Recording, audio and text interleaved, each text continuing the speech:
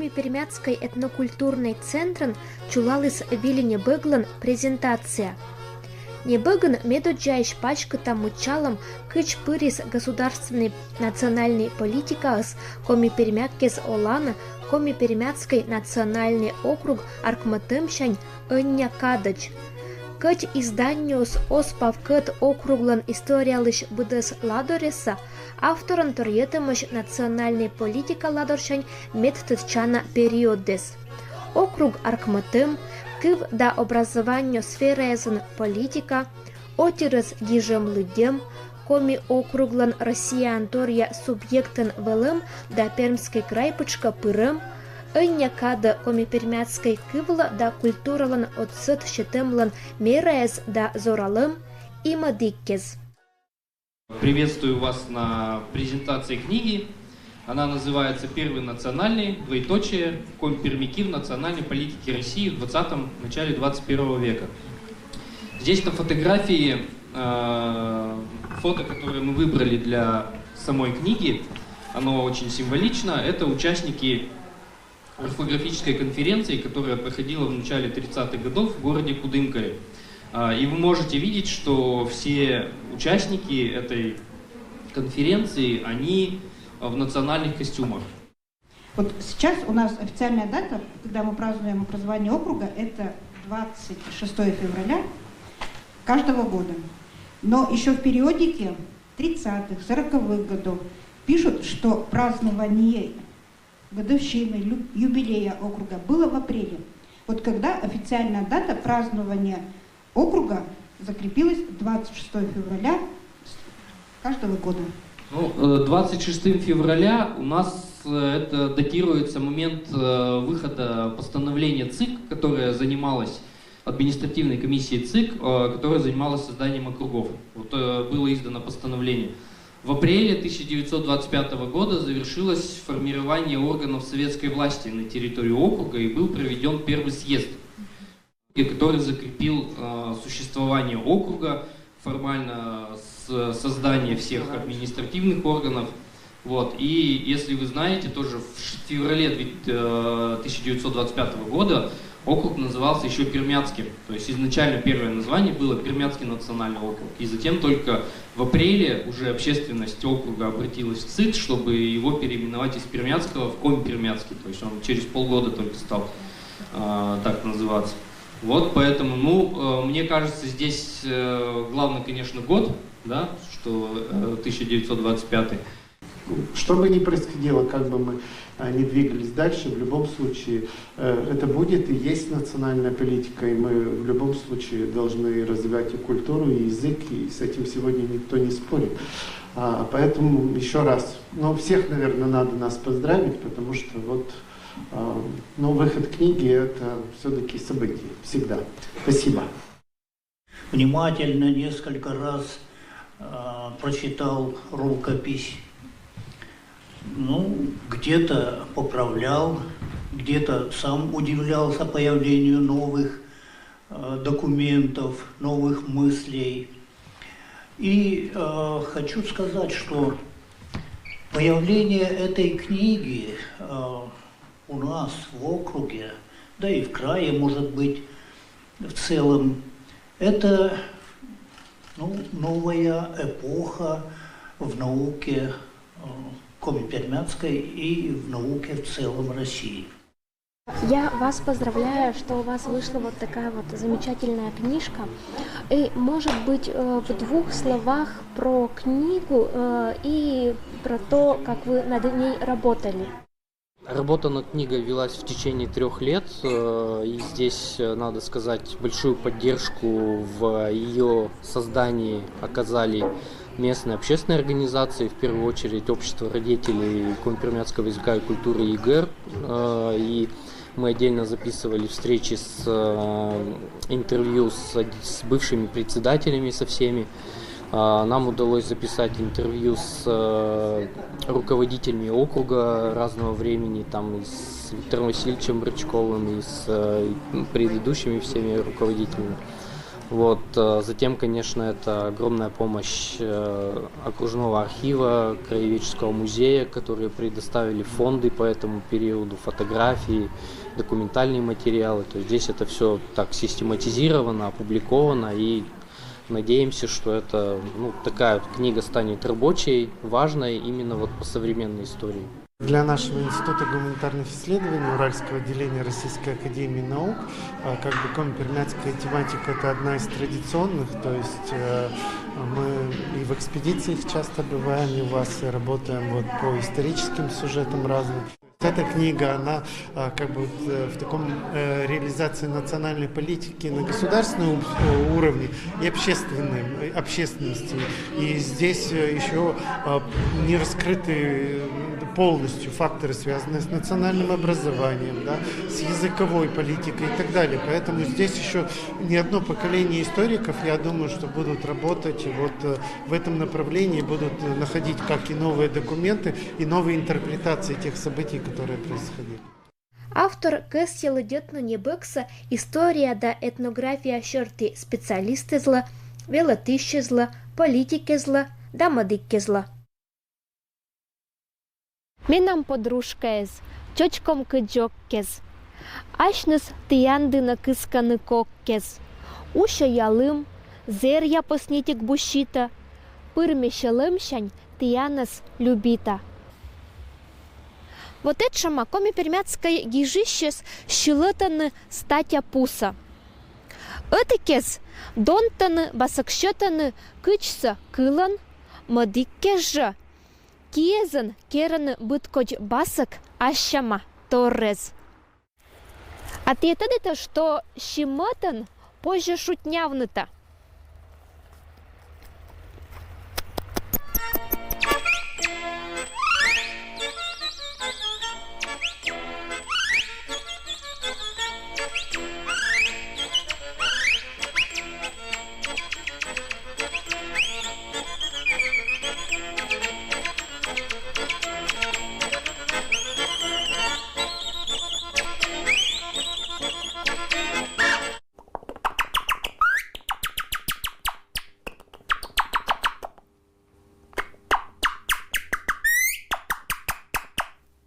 Все. Светлана Петровна, ищтаще, пожалуйста, асилыш. И кытын те величите это ремесло дора? Берестой я занимаюсь уже очень долго. Но если рассказать сначала, то это еще в 92 году я поступила в училище на художника-оформителя. Почему на художника-оформителя? Потому что я с детства очень люблю рисовать и хорошо рисую. Вот. И первый год я училась как художник-оформитель. Вот. А на второй год Людмила Ивановна, которая была моим мастером, вдохновителем и есть, она откуда-то привезла эту бересту, и всех нас этой берестой заразила. И это было очень интересно, потому что это был такой творческий процесс. Ведь в то время не было компьютеров, не было интернета, книг было очень мало и редко, и с трудом можно было найти книги о бересте. И я помню, вот она привезла откуда-то шкатулку берестяную, и эту шкатулку она хранила в сейфе. Она нам несколько раз только показала, мы посмотрели, но и мы придумывали все сами. То есть вот кто-то придумал цветы объемные, например, делать из бересты, кто-то придумал резьбу, кто-то там бусинки стал накручивать, кто-то бусы стал уже придумывать. То есть вот это мы все придумывали сами. И это было так интересно. Вообще береста — это такой материал, вот каждый день я в ней что-то открываю новое.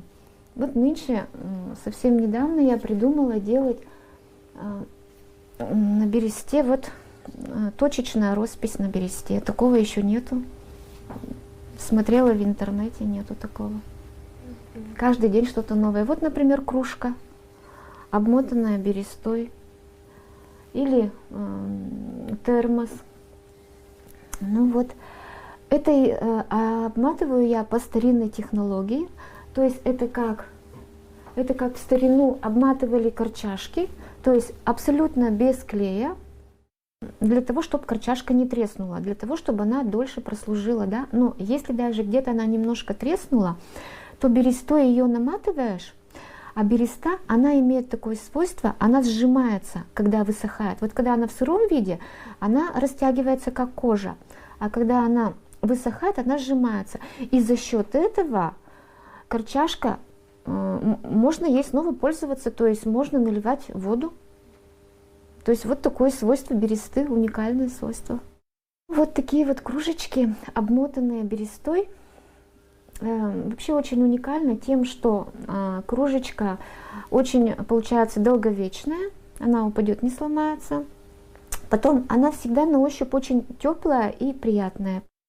Кычкова мещетна посуда, когда керам баныш. Можно мыть любым средством для посуды, но в посудомоечной машине мыть не рекомендую, потому что уже тестировали, разматывается. И сейчас я вам это покажу. Это берется береста. Желательно, чтобы береста была как можно длиннее. И бересту я просто нарезаю с помощью ножниц вот таким образом на ленточки. Ленточек понадобится очень много. Ленточки у меня готовые. Я вот приспособилась. Я использую такой вот чайничек. Использую. Здесь у меня береста варится. В процессе варки береста приобретает такой бежевый, иногда даже коричневый, вплоть до темно-коричневого, почти черного цвета. Она имеет такое свойство, она вытягивается как кожа. Мягкая, эластичная, такая податливая. И вот именно такой берестой я обматываю. Вообще берестой можно обмотать все что угодно. Ну вот я начала обматывать термокружки, кружки. Также можно обмотать, допустим, вот ножик можно обмотать, ручку. Можно обмотать топорище. Ну вот для того, чтобы обмотать, нужна вот эта вот лента вареная. И тут нужна, конечно, сила в пальцах. И вот таким образом по спирали, совершенно никакого нет клея, ничего. Таким образом по спирали вот обматывается берестой. Вот. Ленточка закончилась, и следующую ленточку я накладываю на нее. Вот А как они друг к другу прилипают без клея? А вот, это такое свойство бересты уникальное. Береста, когда высыхает, она как бы сжимается.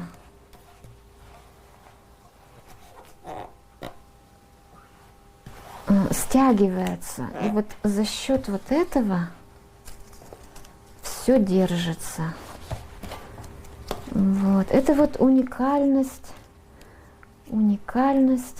бересты такая. Вот такой термос у нас получился. Обмотанный. И я думаю, что в таком термосе дольше будет сохраняться тепло. Ну и красивый термос, необычный, и нет ни у кого такого. Банан отір пондиса уджавны важенни. Не сыщань мы вылы желанню керны азгагарын басыкса, а сыщань мы это ковщис оланын. Щиматан ваджатыса гор, кериса пашкам да кымкыт, бекырпань да мадик торрез. Однякада баныш унажыкса керны художественное изделиес. Картинес, пелькытчес да юркытчес, быткодь чачаес. Быдмастерлан аслас невачкишана мадыкке звыла стиль, кычкола щерытны да бащитны щемотовой аскерыммес. Кужишкия отир радейтыны банса и озбы коля это ремеслоса. Тианем асланат технология уджавны баныскат. Покажу один из древнейших видов художественной обработки бересты. Это тиснение. Но сейчас в современном мире это называется штамп. Это делается на прессе. Это гидравлический пресс 4 тонны. Вот здесь у меня имеется сам штамп. Ну, мишку сейчас мы сделаем нашего. Это вот таким образом. Так. Тут нужна, конечно, сила. Вот. И сейчас это открываю. Так. Ну вот у нас получается оттиск. Кычтие керет шерса бан вылын. Вот мие челядькада, сотым лупа пырьет шонды вылын. Для того, чтобы рисунок был ярким, я покрываю его морилочкой. Это делается тонировка с помощью морилки. Можно также использовать марганец. Расскажите про рисунки, про тиснение. Куколка Компермячка в национальном кокошнике. Это у нее такой кокошник из бересты тоже. Вот. Ну а здесь с помощью тиснения нанесены рисунки на юбочке и на кофточке. Мия аджама мытян уджизын пермский звериный стиль. Вещтачи, что невна это елыш. Ну, я очень часто использую в своих работах звериный стиль. Вообще, звериный стиль — это очень древние знаки чуди. Я делаю такие обережные подвески. Ну, вот здесь у меня изображение. Это наша Красная Горка из Юр, солнышко, радуга, Инешка. Вот. Ну и здесь божество. Знаки могут быть разные. Вот, например, здесь это птица изображена. Здесь изображена уточка. Считается по нашим легендам, что она создала мир. Вот береста — уникальный материал. Вот все из нее можно сделать, и даже можно написать картину. Вот эта картина как раз у меня написана на бересте. Вот здесь имеются такие наросты. Тут я подрисовала березки. И вот и получилась такая картина на бересте, а подрисовала я акриловыми красками.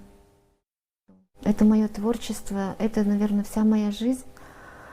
И я вообще, я рада тому, что я занимаюсь своим любимым делом.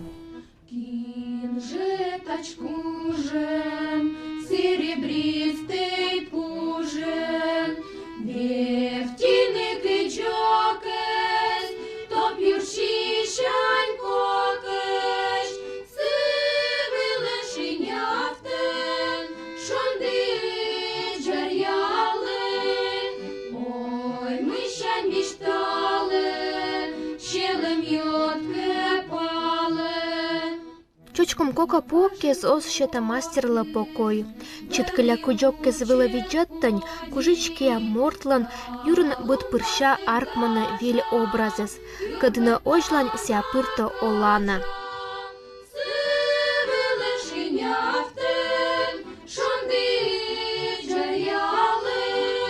Ой, мыщань мечталы, щелем йотке палы.